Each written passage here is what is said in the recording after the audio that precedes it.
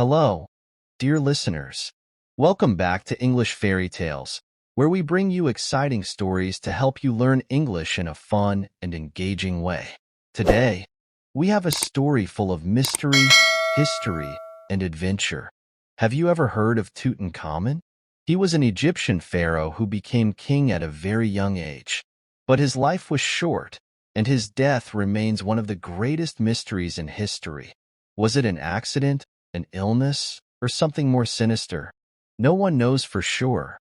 As you listen to this story, you will hear new English words and phrases that will help you improve your vocabulary. Pay close attention to the words and their meanings as we take you on a journey back in time to ancient Egypt. So, get ready to uncover the secrets of the boy king. Let's begin our story. In the scorching deserts of ancient Egypt, beneath the golden sands, lay a kingdom of unmatched grandeur. Towering pyramids, majestic temples, and mighty statues stood as symbols of power and eternity. This was the land of the Pharaohs, a civilization that believed in gods, the afterlife, and the divine right of their rulers. Among these rulers was a young boy who would one day become one of the most famous pharaohs in history, Tutankhamun.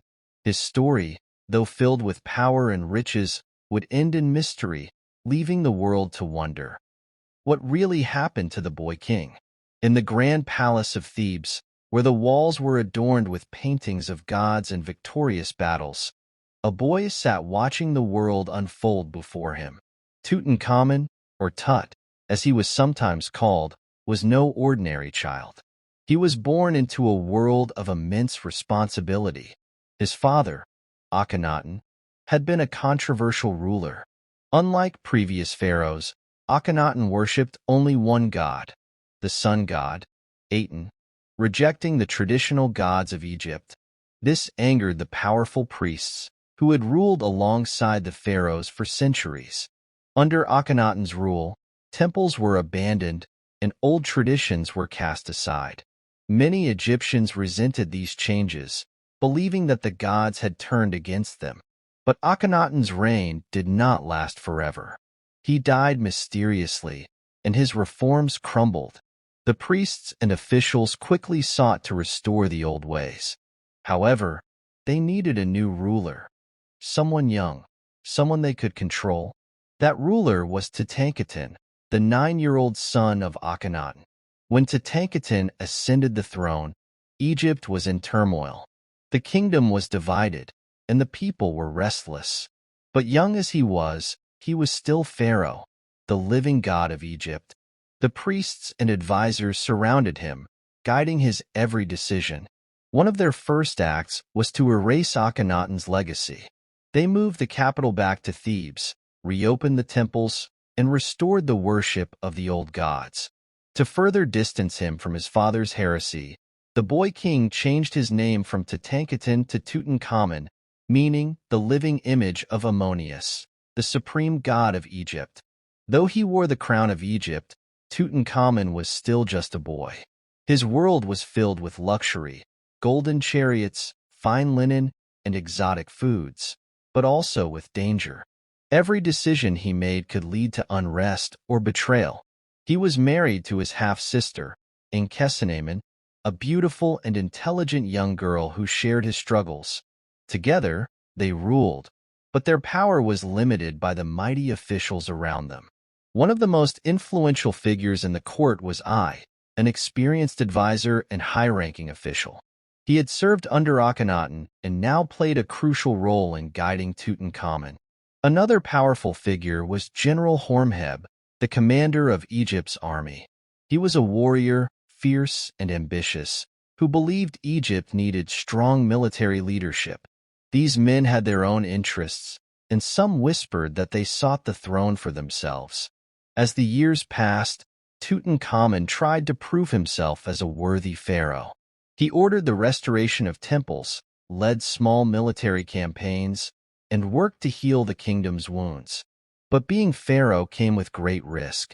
Shadows lurked in the palace, and not everyone wished for the young king to succeed. At the age of 19, just when he was beginning to rule with confidence, Tutankhamun died suddenly. His death sent shockwaves through the kingdom. A young, healthy pharaoh was not supposed to die so soon. Whispers of foul play spread through the palace. Did someone murder the boy king?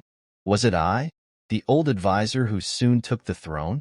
Or Hormheb, the ambitious general who later became pharaoh? Some believed his death was a result of illness or an accident, while others suspected something far more sinister. But before anyone could investigate, Tutankhamun was quickly buried in a small tomb in the Valley of the Kings. His name was erased from history, as if someone wanted him forgotten. For centuries, his tomb remained hidden, lost beneath the desert sands. No one knew the full story of what happened to him.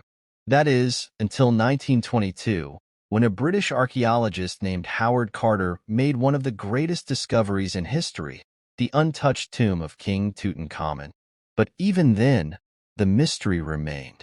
What really happened to the boy king? And why did his story disappear for so long? For centuries, the name Tutankhamun had been forgotten.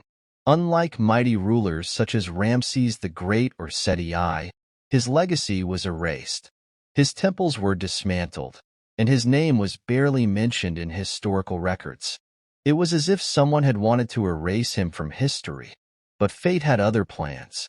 Over 3,000 years later, in the early 20th century, an English archaeologist named Howard Carter was determined to find the lost tomb of the boy king.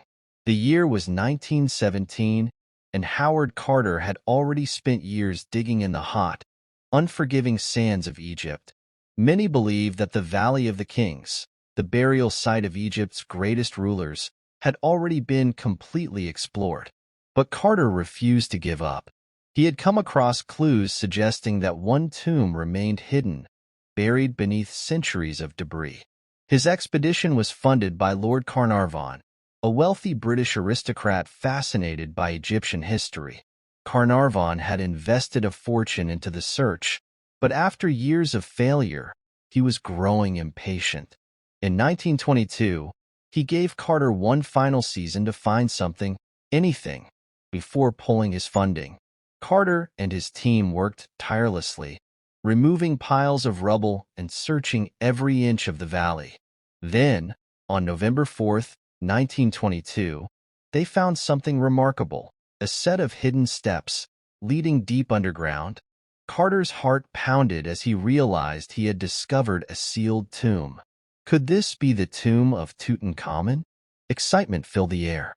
The tomb's entrance was blocked by a wall covered in ancient symbols. Carter carefully examined the seals. They were unbroken. This meant that, unlike other royal tombs that had been robbed over the centuries, this one was untouched. I see wonderful things.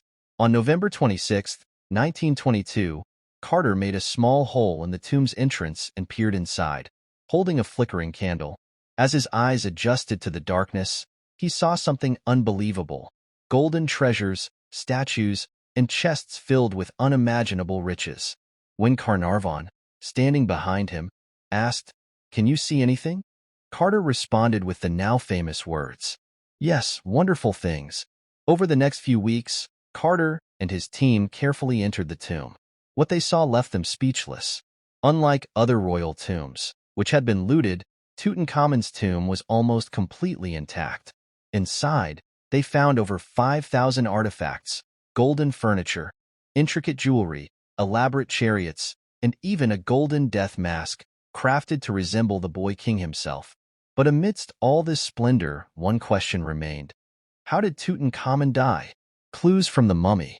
The most important discovery lay inside the burial chamber. There, in a massive golden sarcophagus, rested the mummified remains of Tutankhamun. But something was strange. His burial was rushed. Unlike other pharaohs, whose tombs were elaborately prepared, Tutankhamun seemed hastily completed, as if his death had been unexpected. Carter's team carefully examined the mummy, but the fragile remains crumbled under their hands.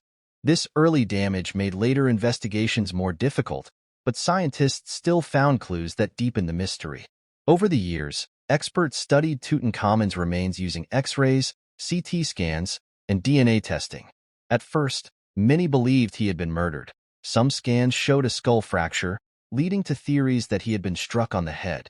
But later research suggested something else. His skull damage may have been caused after death, possibly during the mummification process. Then, another discovery changed everything. Tutankhamun's left leg was badly broken, and signs of infection were found. Scientists now believe he may have suffered a serious accident, possibly from falling from a chariot. If the wound became infected, it could have been fatal. Additionally, DNA tests revealed that Tutankhamun suffered from several genetic disorders. His parents were siblings, a common practice among Egyptian royalty, but one that often led to health problems. He had a clubfoot, making it difficult for him to walk, and evidence showed that he suffered from malaria multiple times in his short life. These conditions could have weakened him, making him more vulnerable to disease and injury. But the question remained, was his death natural, or was there foul play? Suspects in the shadows. Tutankhamun's sudden death left a power vacuum in Egypt. He had no surviving children, and without a clear heir, the throne was up for grabs. This made some of his closest advisors prime suspects in his mysterious death. 1. I.e. the advisor who became pharaoh. I was one of Tutankhamun's most trusted advisors. But soon after the boy king's death, I took the throne and even married Tutankhamun's widow, Nkhesenamun. Was he merely ensuring stability in Egypt, or had he orchestrated Tutankhamun's demise to seize power? 2. Horemheb, the ambitious general. Horemheb, the head of the army, had always wanted to restore Egypt's military dominance. After Tutankhamun's death, he eventually became pharaoh. Did he see the young king as a weak ruler who needed to be removed? 3. The priests, enemies of Akhenaten's legacy. Many priests had opposed Tutankhamun's father, Akhenaten. Even though Tutankhamun restored their power, was there still resentment? Could the priests have seen his death as a way to ensure the god's favor returned to Egypt?